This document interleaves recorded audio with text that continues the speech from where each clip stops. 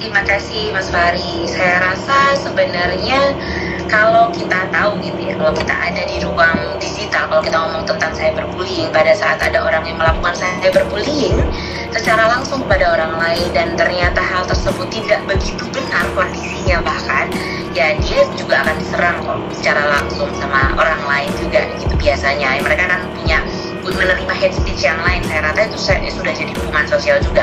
Tapi kalau misalnya ini kemudian dirasakan dampaknya bentuknya adalah secara fisik atau bahkan material mungkin gitu ya, ya kita harus tahu batasnya, mana yang masih bisa kita bilang sebagai hal yang wajar. Saya rasa kita tahu sendiri lah ya, kita bisa merasakan itu batasnya. Pada saat sudah di luar wilayah batas wajar, kita punya hak sebagai warga negara yang dilindungi untuk dapat perlindungan penuh dari pemerintah, dari kepolisian gitu ya, kita bisa laporkan, atau kita bisa paling nggak laporkan akunnya ke Kominfo dulu gitu, bisa ya kalau misalnya kita takutnya ini mereka melembaga, karena kadang-kadang memang ini mereka bukan sendiri tapi mereka sindikat yang benar-benar ingin menjatuhkan. Kalau levelnya adalah public figure, orang yang punya kepentingan gitu misalnya. Tapi kalau secara personal gitu, kita merasakan atau orang di sekitar kita menjadi korban cyberbullying, yang pertama kita lakukan adalah menyelamatkan dia secara psikologis dulu. Kita kasih tahu, kita berikan pemahaman yang baik tentang sosial media dan resiko pada saat kita berada di wilayah dunia digital itu seperti apa saja kemungkinan yang kita hadapi gitu ya. Nah, itu yang pertama harus dilakukan. Yang kedua, akun yang memang tetap melakukan bullying, cyberbullying itu kita bisa laporkan tindak pidana. Dengan cara apa?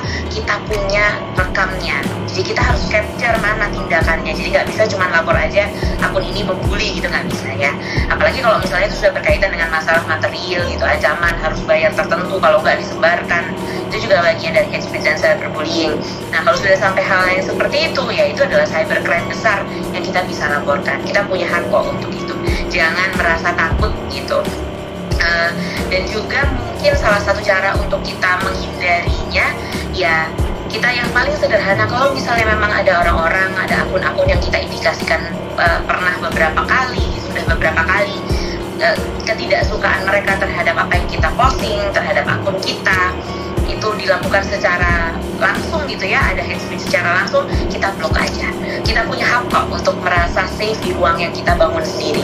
Balik lagi, karena panggung dunia digital itu kita yang ciptakan, kita menciptakan karakter dan dunia serta panggung kita sendiri di sana. Kita punya hak untuk menciptakan ruang panggung yang nyaman.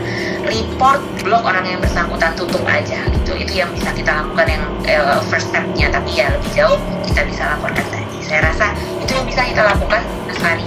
Oke.